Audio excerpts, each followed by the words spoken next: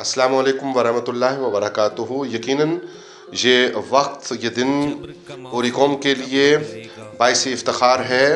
दूर से बात करने में और अमल की दुनिया से गुजरने में एक बहुत बड़ा फ़र्क हुआ करता है। अपने जानों को हथेलियों पर रख कर जिस तरह तिब्बी अमला, मेडिकल एंड पैरामेडिकल स्टाफ, बड़े से छोटे तक जिस अंदाज में इस वबाई सूरत हाल में, जब कोरोना ने इंसानियत को आजमाइश से दो चार कर रखा है, जिस तंदुही के साथ, जिस मेहनत के साथ काम कर रहे हैं, वो यकीनन पूरी कौम की तरफ से बाइस सल्यूट है।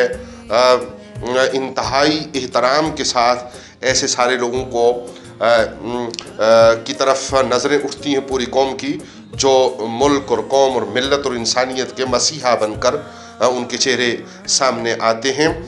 यकीनन पूरी कौम की दुआएं आपके साथ हैं।